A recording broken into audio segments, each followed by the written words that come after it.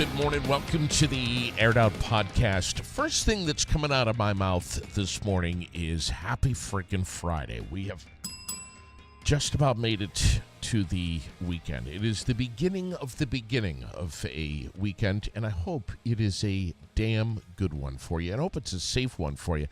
Business Spotlight this morning, Giroux General Transport. I want to give a shout out to them. They have been working so hard. The next CDL training is going to be starting on Monday, this coming Monday. They've got, I think they're full. They may have had one spot left, but you've got to get your permit before the class. If you have studied the DMV brochure, paperwork booklet that they've got, I know that Tracy was telling me they do walk-in permit testing on Tuesday mornings. But if you have missed out on this one, don't fret. Don't freak out too much. November 10th is the next one, and spots are already filling up fast. 279-3325. Yeah, we're going to jump into the weather forecast this morning. We have a brand new day in front of us. Welcome to the podcast, by the way. I'm J.D. Green from Fly on the Wall Productions, North Main Street in Barrie, where we are seen and heard everywhere you get your podcasts and on the web at airedoutVT.com. It's kind of all in one place right there. Top of the morning to you. Either side of 60 for most of Vermont this morning.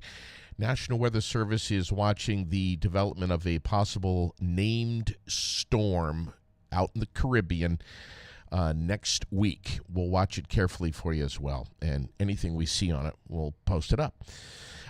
Cooler day ahead today, with clouds in 73, 54 and cloudy tonight, and weekend at this point, cloudy and cool. 68 is the forecast temperature. High for Saturday. Sunday, a mix of sun and clouds, and around 67 degrees. Good morning. Yes. National String Cheese Day today. Also, National Adult Education and Literacy Week.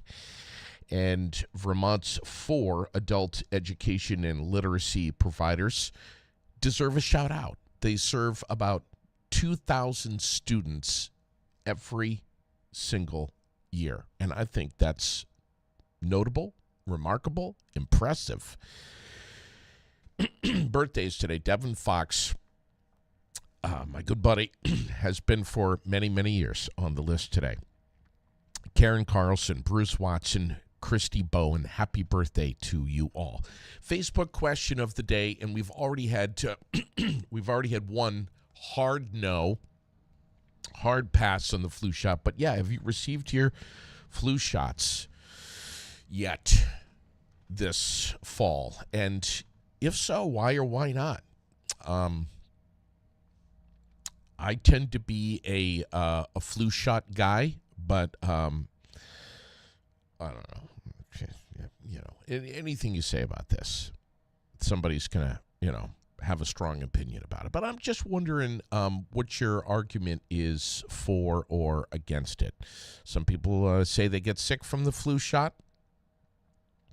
Like one comment that we've got this morning. Others wouldn't think about not having it. So Daily Dose of Feel Good this morning, before we even dive into the news. And I think this is so great. Good citizens in the making celebrated at the Vermont State House yesterday. Throughout this summer, 7 days has held the Good Citizens Challenge. I'm pretty sure this was in Digger this morning. It tasked Vermont kids with completing up to 25 civic challenges, from finding a deed in the town office to reading the news and even picking up trash. Thursday was the awards reception at the State House, highlighting more than 250 kids who participated. This year was the most successful summer challenge yet, with around 1,300 activities completed. The reception ended with a raffle that was open to everyone who entered the challenge, and the prize from that raffle, a trip for two to Washington, D.C. I love to see stuff like this. And if you haven't had a chance, right there on the Aired Out page is a picture of all of these kids at the State House. I just love it. Let's see. Man, we have so much going on in the news this morning. A Vermont man has been identified as the alleged shooter in a double homicide investigation that happened in Eden in October 2023. Jahim Solomon, 21, of Pittsfield, Massachusetts, and Eric White, also 21, of Chicopee, Massachusetts, reportedly missing after families said they hadn't heard from them. Their bodies were later found a mile apart in the woods along Albany-Eden Road. On Thursday, the United States Attorney for the District of Vermont announced that a grand jury has indicted Theodore Bland from Stowe with federal drug and firearm violations in connection with those homicides. He's being charged with conspiracy to distribute cocaine, possession of cocaine and fentanyl with intent to distribute, using and carrying a firearm in relation to the drug trafficking crime, and discharging that firearm during the commission of the offense. This is a bad dude. And it looks like we've got him. Amazing. Just amazing. Reaction on yesterday, to a mammoth report calling for a huge shakeup in Vermont healthcare, including closing or repurposing. When I heard that word, I couldn't believe my ears. Repurposing some of the smaller hospitals. State leaders say it may be the only way to save rural facilities that are bleeding cash. And some of these hospitals, Gifford among them, are pushing back. Lawrence Seiler with us this morning. Good morning, buddy. What do you have? Good morning. Good morning, buddy. Good morning to the Aired Out community. And a wonderful Friday morning, but it is not a wonderful morning when I heard about the consolidation of these hospitals into nursing homes. It's not a good thing. According to the Valley News, a consultant says that 4 hospitals need major reconstructing and recommends consolidating healthcare services across Vermont. So what that exactly means is that a consultant is urging the state to make dramatic changes to its healthcare system, including, like you said, repurposing inpatient units at 4 hospitals, consolidating services at other reforms, and other things on how much facilities are paid for care. And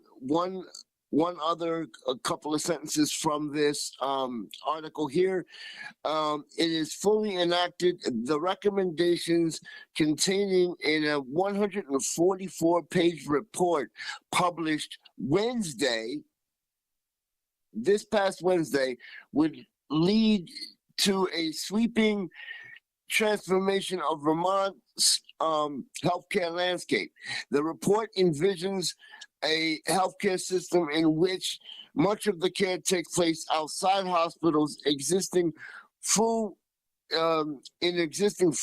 hospitals, to pivot and provide specific care, and changes to private insurance that are kept down through regulation. Without the purpose transformations, Vermont would be forced to subsidize struggling hospitals in the future. And this means a lot for people. I mean, there are nursing homes that really take care of people that are disabled, but that's what that means. When they change it to hospitals, it's going to, mean that they will provide more care, but it has everything to do with money. And basically, it says here with an additional 700 million to 2.4 billion needed over the next 5 years just to break even, according to the consultants' projections. It's an insane amount of money, and I think it's important to note here in this story, Larry, that these are just recommendations from the consultant, and officials have not taken any action as of yet. And I'm just reading here more. Still, the report is going to be a springboard for lawmakers next session to continue some of the making some of these difficult discussions. But Gifford Medical Center, which is listed in this report as being one of the four that you mentioned, that this consultant is suggesting that they explore the possibility of converting all inpatient beds to long care and mental health services. And furthermore, to discontinue medical procedures. That really hit a nerve, especially when the report came out on Wednesday, but especially when it was really public yesterday on Thursday. I mean, we're talking about a hospital right down the road here in Randolph that employs about 500 people, and many, many, many people, Larry, rely on Gifford Medical Center. This is really big news, man. Because you just can't take away a hospital from people who need it. Yeah. That's very important. In other news, if I may, if we can shift gears for a brief minute and re-talk about the homeless issue that I spoke about yesterday, because I found out more information, if I may say that. Please. So basically, to reiterate the situation, but I've done more research. In terms of Vermont's homeless, it's this morning. It's important for our listeners to note that 230 households had their final night yesterday, and DCF, the Department of Children and Families estimate that 400 households will reach their 80th night in October, as far as the hotel vouchers are concerned. December 1st is considered the first day of winter for the emergency health care program. And to kind of basically, homelessness is a very big issue globally and also in different states. The states with the highest number of people experiencing homelessness are California, 181,399 people. New York, 103,200 people and counting. Florida, 30,756 people. Washington, 28,036 people and counting. Colorado, 14,439 people. Massachusetts, 19,141 people. Pennsylvania, 12,556 people and counting. California and New York alone account for 44% of all people experiencing homelessness in the United States. Man, you have done your homework, Larry. That's amazing to hear that. And one last number, Yeah. sir, if I may. The estimated number of people experiencing homelessness in America surged about 653,000 in 2023 alone, the highest level on record since reporting began. This comes from the U.S. News and World Report, which is a big, huge magazine newspaper. And since reporting began in 2007. And this is as of May 18th, 2024, and numbers just keep climbing, and that's the sad part, that numbers keep climbing.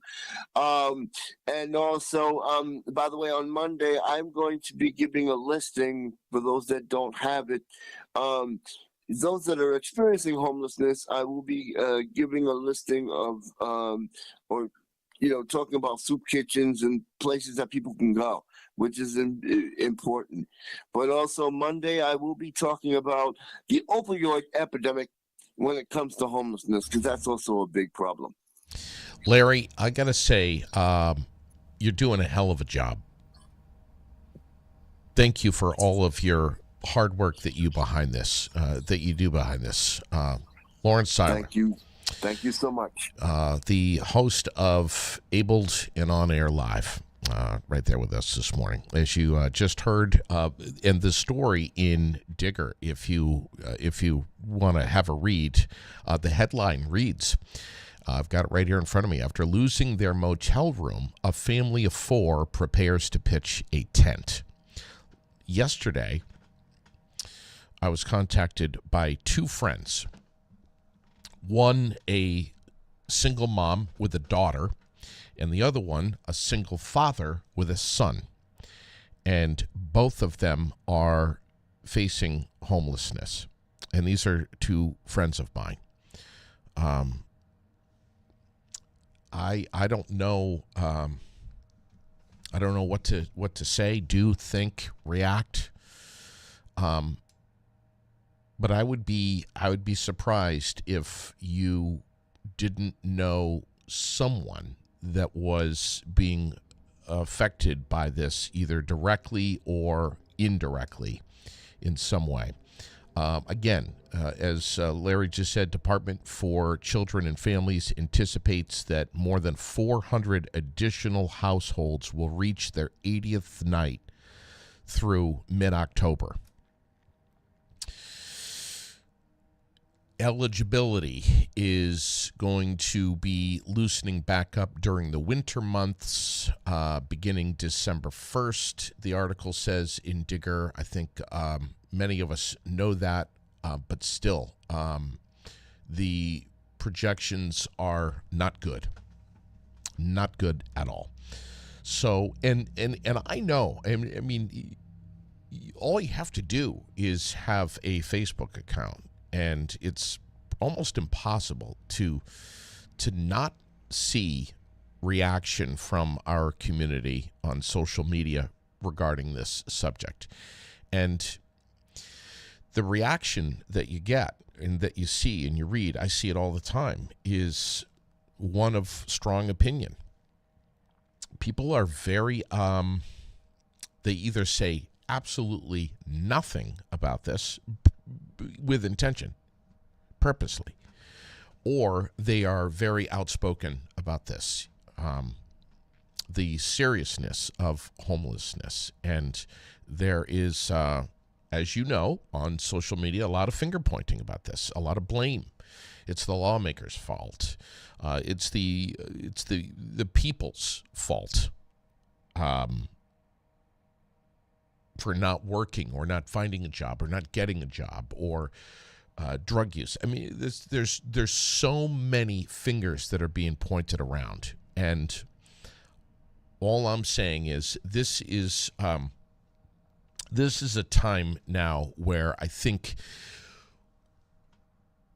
that pointing the finger and trying to justify how we got to this point is something that I think we should maybe try to have some trust and faith in our lawmakers to figure that out.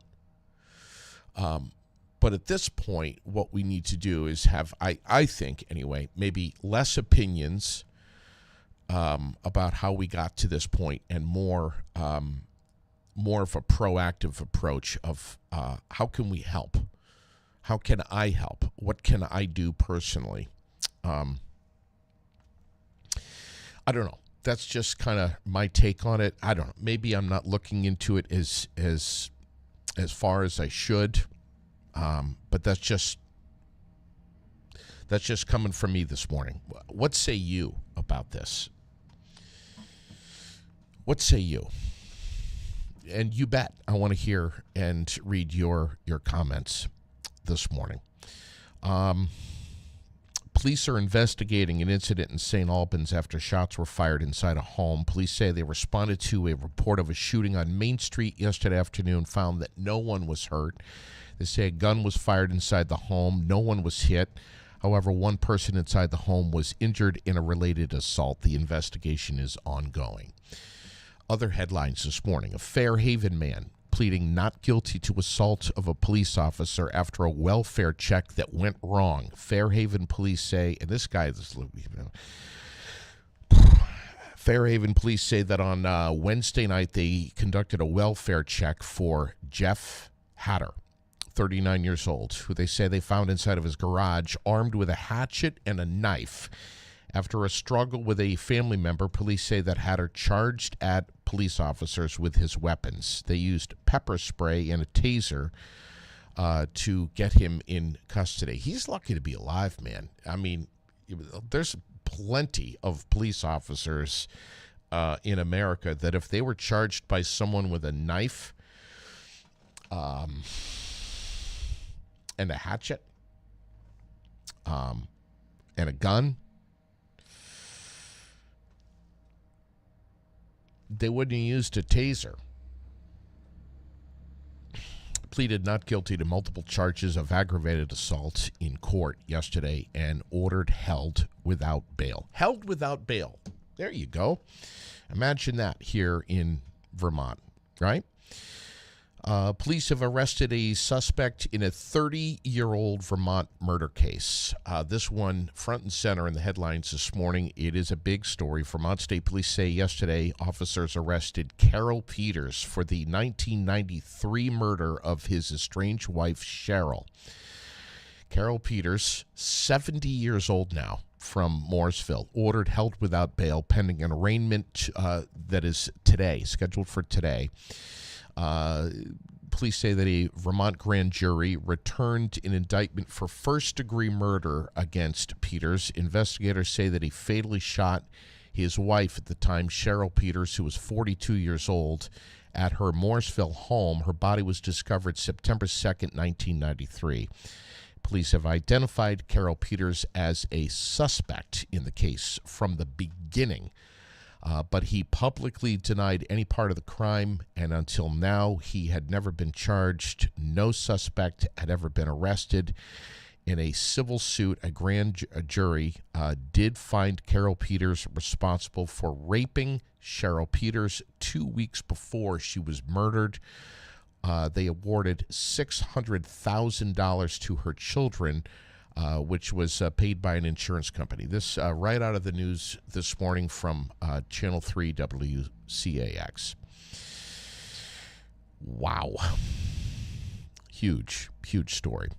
Times Argus this morning. Barrytown officials looking into cameras for the recreation area after an uptick in vandalism. Local officials working to install more cameras at the rec area after, again, a lot of vandalism in the area on the property. And at its regular Tuesday night meeting last night, the select board heard from Recreation Director Guy Norwood about the latest in the town's efforts to replace the lights at the baseball field. So, more lights, more cameras. Let's see. national headlines. Freddie Owens, set to be executed by lethal injection tonight at 6 o'clock. The execution is going to mark South Carolina's first in 13 years. Comes after Owens' co-defendant recently retracted allegations against him. In 1999, Owens was convicted of killing a 41-year-old convenience store worker during a robbery 2 years earlier. So he's going to be executed tonight. Judge dismisses lawsuit against New York Knicks and Madison Square Garden chairman James Dolan, alleging sex trafficking and assault alongside Harvey Weinstein. Wow. Boy, we just can't get away from old Harvey, can we? Mark Robinson, the controversial and Trump-backed Republican nominee for governor of North Carolina, making a series of inflammatory comments on a pornography website more than a decade ago, in which he referred to himself as a black Nazi and expressed support for reinstating slavery, according to CNN. Robinson listed his full name on his profile, as well as an email address that he used on numerous websites across the internet for decades. He has denied making the comments and vows to stay in the race. Good luck, Mark. Postmaster General Louis DeJoy pledging that the United States Postal Service will undertake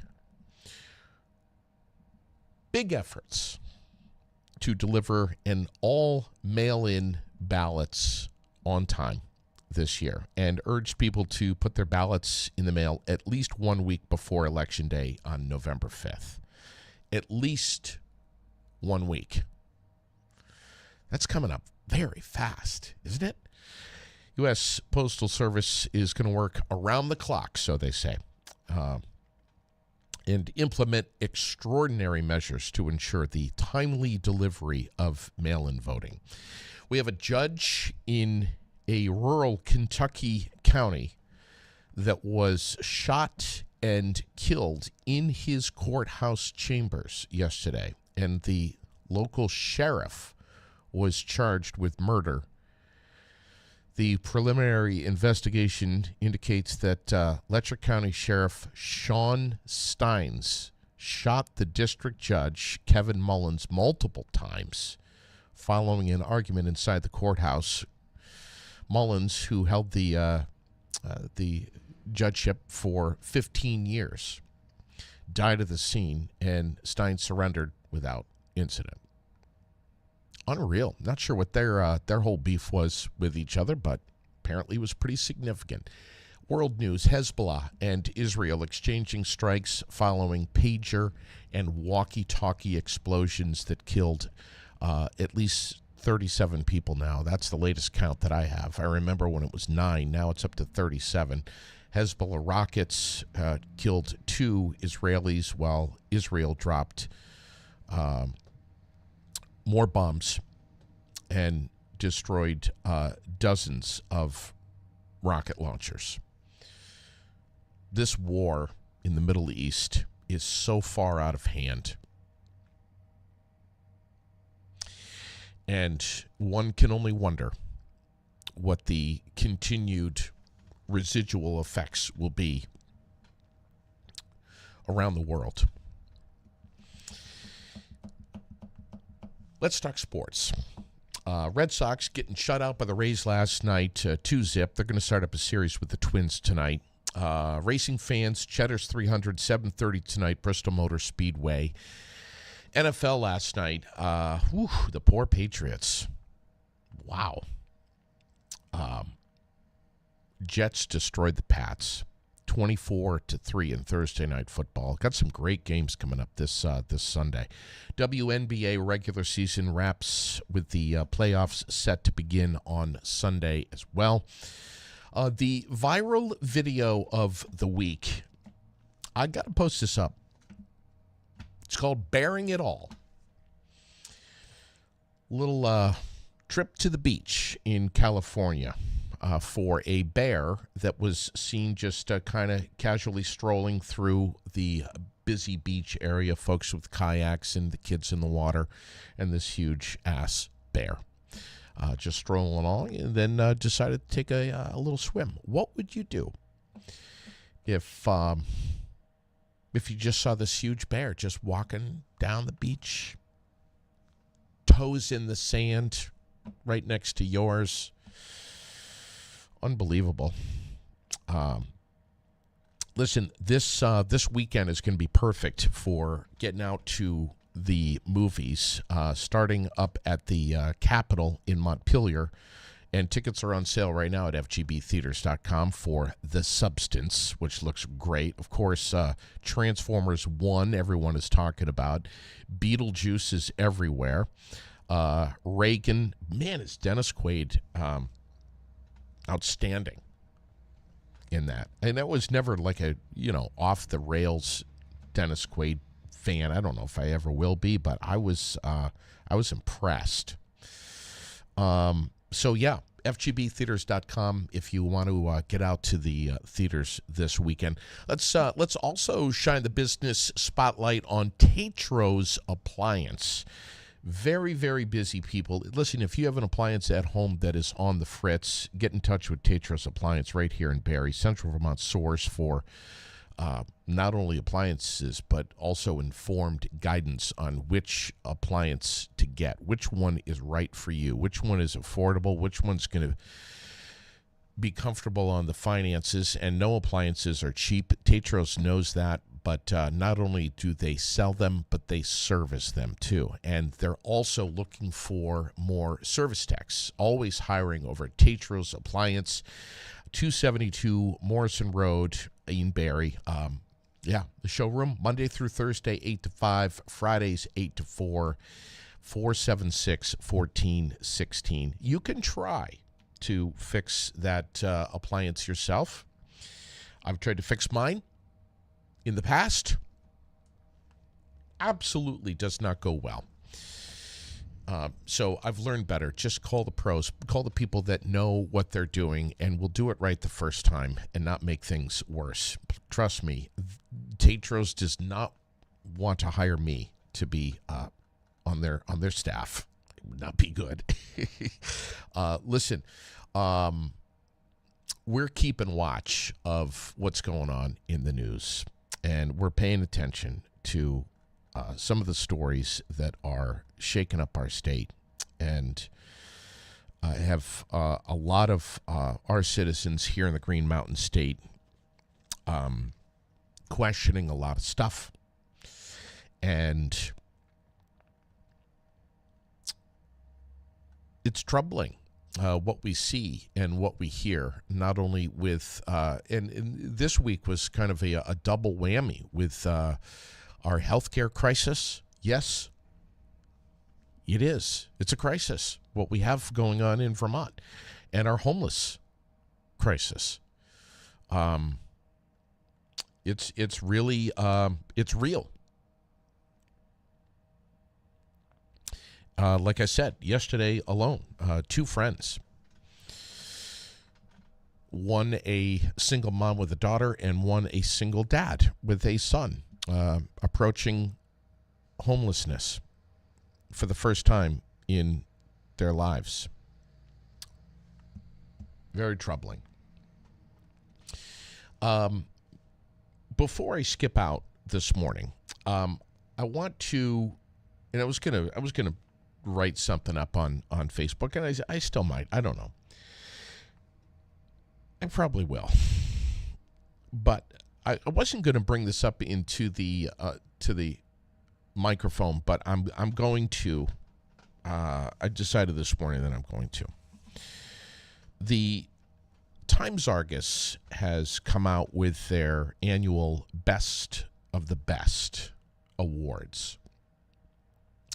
And I was just recently surprised to learn that I was chosen by the Times-Argus readers as the winner of one of the categories, and the category is local disc jockey / MC. And I was surprised by that. And I've thought about, writing something in the Times-Argus, and I was like, you know what? I'm just going to post something up on Facebook, or I don't know, talk about it. The other folks that were listed as nominees, Eric LaFountain, John's Jukebox, and Mike Douglas.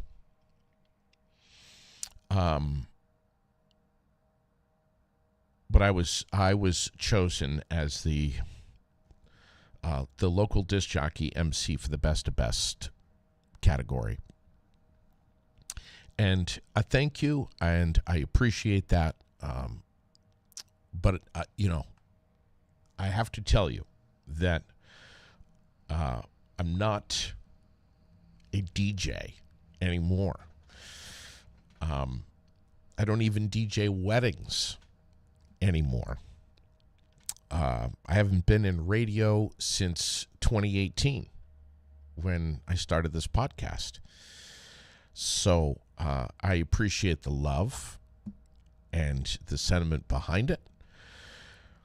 But these other folks are so much more deserving of the recognition. So if you would reach out to Eric LaFontaine and throw him some love, as well as John's Jukebox and Mike Douglas, I would appreciate that. And give them some kudos and give them some recognition. Yeah, where it's deserved. Now, if there was a category for podcast, that's different. I'm a podcaster. Have been for this November will be 6 years. Time goes by fast. Listen, be careful this weekend. Enjoy the weekend. Have fun. Get out. Man, there is so much going on. The community calendar is just jam-packed with so much stuff. Last night at Courier Park, the music was fantastic. The food trucks were great. This weekend, we've got Spalding's Homecoming parade at 3 o'clock. Starts at the auditorium, goes to Spalding High School. And then at 6 o'clock is the football game. Get out, have fun. Get your, as we said, your business, your race car, your float, your antique car, whatever it may be, your motorcycle group. Be part of that parade and get out and support Spalding. The huge motorcycle poker ride hosted by the Canadian Club is Saturday. 9:30 is the start of registration. The kickstands are up and bikes are moving by 10:30 on Saturday morning, but it is back for the first time since the COVID hiatus for the Canadian Club motorcycle poker ride. It's going to be over 110 miles on Saturday. We would love to see you there. Don't be late, 9:30 registration. Bikes moving at 10:30. The breakfast at the VFW Post 790 is scheduled for Saturday, supporting the auxiliary. It's from 7 to 11. Maybe you'll skip over there before I head over to the Canadian Club. And looking ahead here, Montpelier Fall Fest next weekend. We're going to be talking about it. The Kitzmiller Memorial Coat Drive distribution is coming up the end of October. We're going to be talking about that as well. I can't wait to have Nicole DiDomenico in here next week. I think Tuesday morning she'll be with me. And final shout out this morning to the world. vt-world.com if you want to see the digital online version. It's where we get a lot of our info, and we love and appreciate them. Again, don't forget to comment, to share any episode that you enjoy. If you plan to drink this weekend, please don't drive. Have a happy and healthy and safe weekend, everybody. And we will catch you again very soon, right here on Aired Out. And thanks, Oren Seiler, for joining me this morning, reporting. Over and out.